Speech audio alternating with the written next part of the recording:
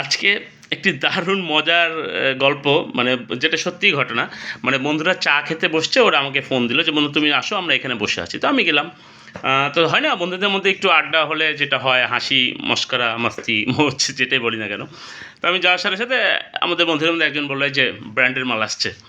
তাই আমি বললাম, "ভাই এটা কী ধরনের কথা হলো?" মানে একটু ইনসাল্ট করেই বলল। বলল, "বাহ! জ্যাকেট পরেছো লোগো ব্র্যান্ডের। তারপরে জুতো যেটা পায়ে দিয়েছি, আমি জুতোটা একটু যদি দেখাই আপনাদের, এই লোগোটার সাথে মোটামুটি সবাই পরিচিত।" বলল, "জুতো পরেছো ব্র্যান্ডের।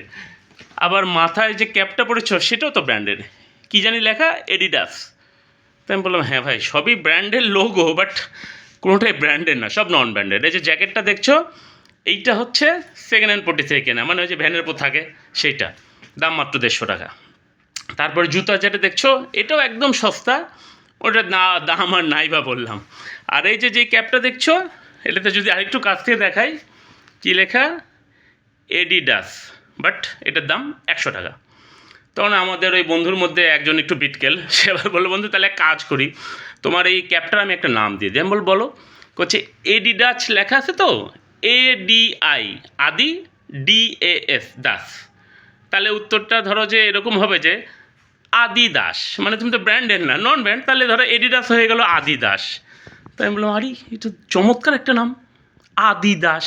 তার মানে আদি মানে যদি ধরে নিই পুরানো, দাস মানে সেবক বা দাসী যেটাই বলি না গেলো, তাহলে পুরনো দাসী। অদ্ভুত লাগলো কথাটা।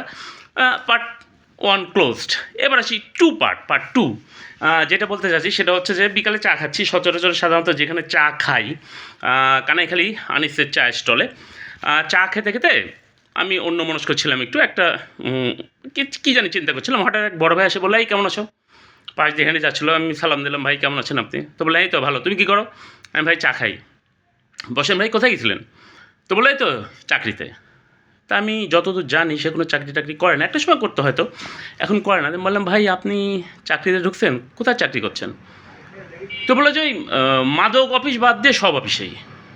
তো আমি তো চোখ ছানা বড়া, "ভাই আরেকবার বলবেন?" যে করছে, "ওই মাদক অফিস বাদ দিয়ে সব অফিসে।" তো আমি বললাম যে, "আচ্ছা ঠিক আছে ভাই, চা খান?" "না, চা খাবো না, এখন আমার অন্য কিছু খাওয়ার সময়।" তখন আমি বললাম, "ভাই 1 কাপ চা খেয়ে যান।" তখন যেতে, যেতে আবার ঘুরে আসলো, রিটার্ন এসে বললো যে, "শোনো, পৃথিবীতে কিছু ব্যাপার আছে, তুমি ছোটো ভাই তো, তোমাকে একটু বুঝিয়েই বলি, না বলা শিখবে। যদি না বলা শিখো, জীবনে অনেক দূর যেতে পারবে।" তাই আমি বললাম, "ভাই একটু বুঝায় বলেন, আমি তো ঠিক বুঝলাম না।"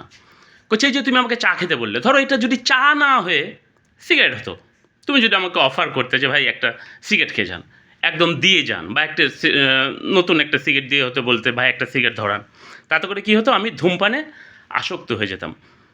আমি তোমাকে না বলে দিলাম, ধরো এটা চা না হয়ে ওটা ধূমপানে আমি তোমাকে না বলে দিলাম, তাহলে কী হলো, আমি ধূমপান থেকে দূরে থাকলাম।"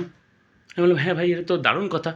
তখন বলছে, "ধরো এইটা ধরো সিগারেট না হয় যদি তুমি আমাকে মদ অফার করতে, মানে মদ মানে পানীয় আর কি, মানে 1 পেক মদ, ভাই 1 পেক খেয়ে যান, আমি তোমাকে ধরো না বলে দিলাম, না আমি এটা খাই না বা খাবো না, তাহলে কী হলো, না বললাম, আমি মাদক থেকে দূরে থাকলাম।"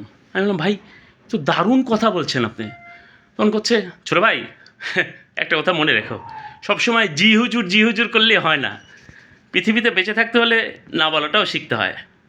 Chapter 2 closed. আসেন এবার চ্যাপ্টার 3।